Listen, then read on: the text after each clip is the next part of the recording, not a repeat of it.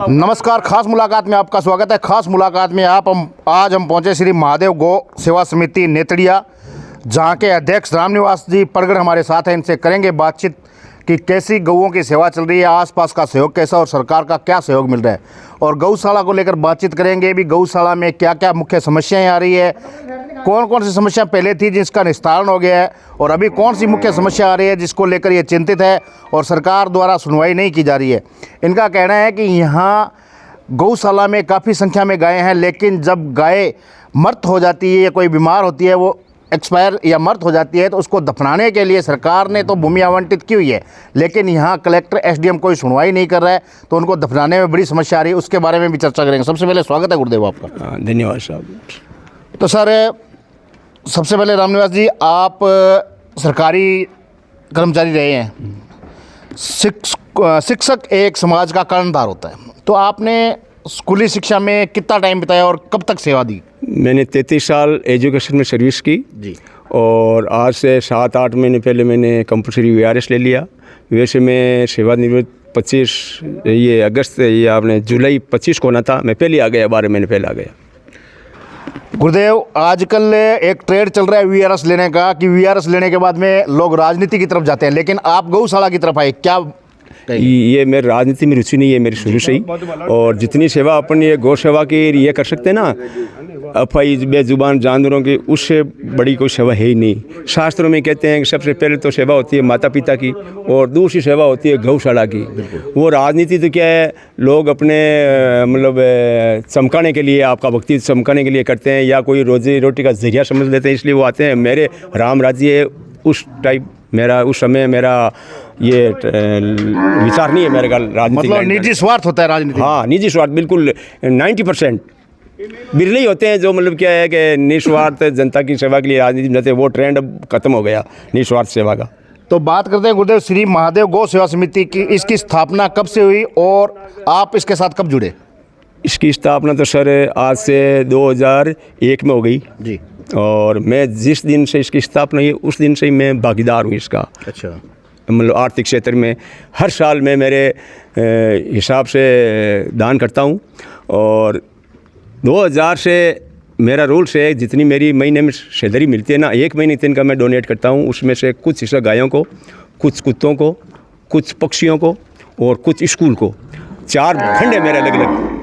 तो मैं हर साल गए 10 साल से तो मैं 21,000 रुपये दे रहा हूँ पर ईयर, और जिस दिन से स्थापना 1100 रुपये, तो उस दिन से लगाकर आज तक ही है 5,000, 11,000, अब 21,000 वर्तमान में गया 10-15 साल से, तो 21,000 हर साल दे रहा हूँ मैं गौशाला के अंदर। मेरी रुचि परोपकारी कार्यों में शुरू से ही रही है, और 2003 से ये जो गौशाला की स्थापना हुई हमारे एक के अंदर हुई लगभग। अच्छा, उस दिन से लगाकर आज तक मेरी गौशाला में रुचि है। तो अभी बात करते हैं, अभी इस गौशाला में श्री महादेव गौ सेवा समिति जो है आपकी, इसके अंदर कितने गोवंश है?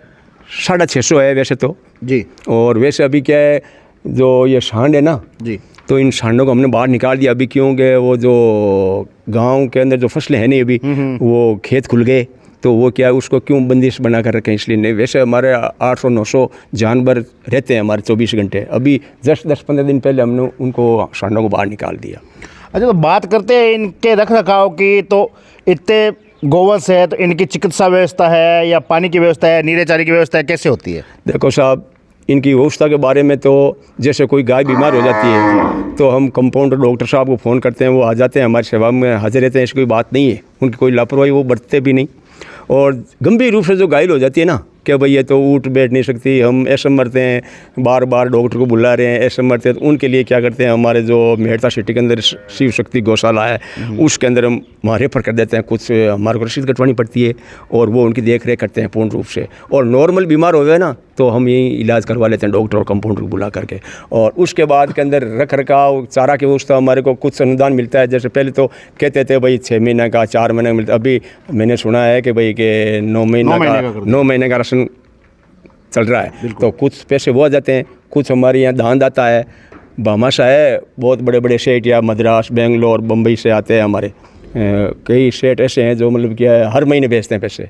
और कुछ दान दाता हमारे गांव वालों में, हमारे एरिया के अंदर जो भी सब ऑल आर वर्ग के लोग, जिसके अंदर मुसलमान मतलब भामाशाहों की लिस्ट काफ़ी लंबी चौड़ी है। हाँ। लेकिन आपने अभी शुरुआत में बताया था कि फिर भी गौशाला की जो गाय हैं उनको दफनाने के लिए बड़ी समस्या आ रही है। हाँ, तो क्या कहेंगे? वो अभी मैं कह रहा देखो साहब, हमारे मुख्य समस्या है ना, अभी मेजर समस्या है वही है।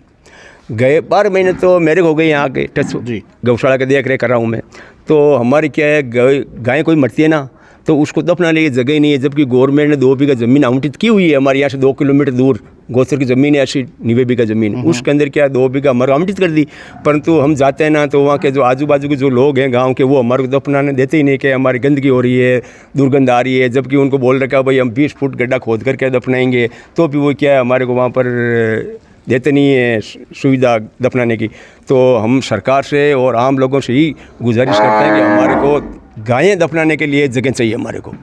तो इस मुद्दे को लेकर आप जनप्रतिनिधि, सरपंच, प्रधान या एसडीएम कलेक्टर से मिले, उन्होंने क्या जवाब दिया? हाँ देखो, सबसे पहले हमने सरपंच को बोला तो सरपंच ने ज़मीन आवंटित करवा दी। और उसके बाद के अंदर जब हम कब्ज़ा करने के लिए गए, सीमांकन करने के लिए गए, तो लोगों ने विरोध कर दिया। तो हम वापस आ गए, 10, 20, 30, 40 आदमी थे गांव के, वापस आ गए, भाई झगड़ा कौन करे उससे। उसके बाद में हमने 3-4 बार खुद में एसडीएम साहब से मिला, हमने ज्ञापन दिया गांव वालों ने मिल करके।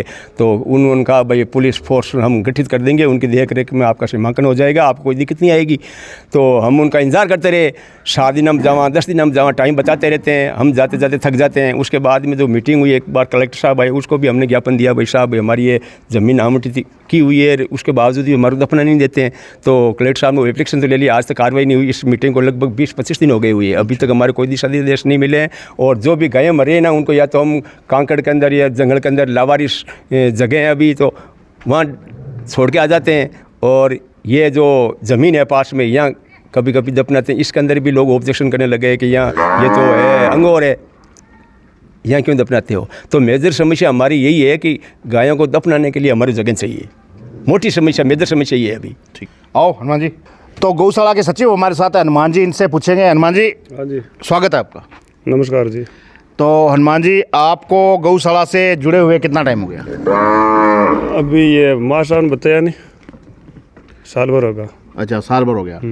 तो यहाँ जो मुख्य रूप से, जैसे मान लो कोई आवारा गोवंश है जो कहीं फ्रैक्चर हो जाता है, या कोई बाहर से बीमार हो जाता है, या यही कोई टूट फूट हो जाती है, उन गायों की व्यवस्था कैसे करते हो आप? देखो, हमारे पंचायत में एक कंपाउंडर है, सुनील जी नाम, चुनिया के रहने वाले हैं। छोटा मोटा उपचार वो कर देते हैं। बाकी उपचार जैसे मान लो ज़्यादा बीमार हैं, वो मेरता में वो शिव शक्ति गौशाला है, उनकी हमारी तरफ से रसीद कटवा देते हैं, वहाँ भिजवा देते हैं पिकअप से। देखिए, अधिकतर गौशाला में ये इल्ज़ाम लगते रहते हैं कि गौशाला वाले जो आवारा गोवंश है उसको नहीं लेते हैं, अगर लेते हैं तो लंबी चौड़ी रसीदें काटते हैं। तो आपके यहाँ कैसा है?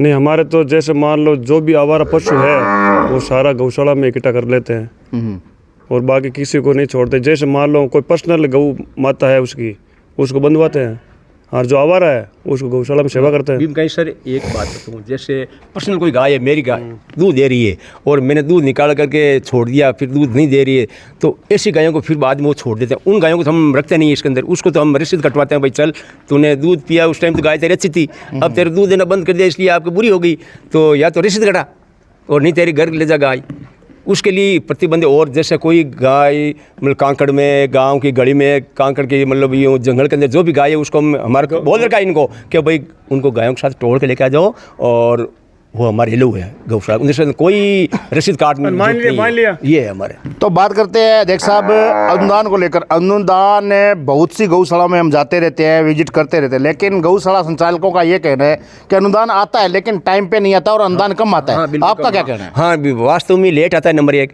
और पर्याप्त मात्रा में नहीं आता है। जैसे जितना जरूरत होती है ना, जैसे हमारे 1 महीने हमारे इस गौशाला के अंदर 1 लाख रुपए तो पर मंथ का खर्चा है। नहीं तो अभी अनुदान कितना आ रहा है? अभी 9 महीने का आ रहा है। नहीं, पर पशु पे कितना आ रहा है? तो अभी मेरे को इतनी मालूम नहीं, मैं तो अभी 4-5 महीने हो, जो मेरे अंकल जी करते हैं वो बीमार है, वो मेरे को इतनी पक्की कन्फर्म नहीं है। कहना मतलब अपर्याप्त है, जो सुविधा है ना 9 महीना की वो अपर्याप्त है। जैसे मतलब कि यहाँ के हमारे 800-900 पशु है, 2 ट्रकें यानी कम से कम 150 कुंटल चारा तो 1 महीने की खपत है यहाँ पर, ठीक है। और 1 लाख रुपए का लेबर चार्ज और ये खर्चा है इनका 1 लाख रुपए तो हर महीने अलग चार्ज, जैसे हमको पानी मोल डलवाना पड़ता है टैंकर से, चारा खरीदना पड़ता है, लेबरों को पैसा देना पड़ता है, और भी छोटी मोटी कोई टूट फूट आ जाती है कोई तो वो भी तैयार करवानी पड़ती है। तो ये क्या अपर्याप्त है, कहना मतलब 9 महीने देती है गवर्नमेंट, उसके बावजूद भी क्या अपर्याप्त पैसे हैं पूरे। तो यहाँ आसपास के जो गांव है या आपका जो जिस गांव में ये गौशाला बनी हुई है उस गांव का सहयोग कैसा है? ठीक है, जैसे आदमी की हैसियत है उस हिसाब से लोग सहयोग करती हैं, ऐसी कोई बात नहीं है, सारे एक जैसे नहीं है, कोई नहीं देते हैं, कोई देते हैं, कोई अपनी कैपेसिटी ज़्यादा देते हैं, कोई अपने स्तर के अनुसार नहीं देते हैं, कोई बिल्कुल कहते हैं नहीं सर हमारे पास तो ही नहीं, गया जान तुम जानो हमारा कोई लेन देन नहीं, कई लोग ऐसे भी हैं। तो आपके स्थानीय विधायक का क्या सहयोग रहा गौशाला के लिए?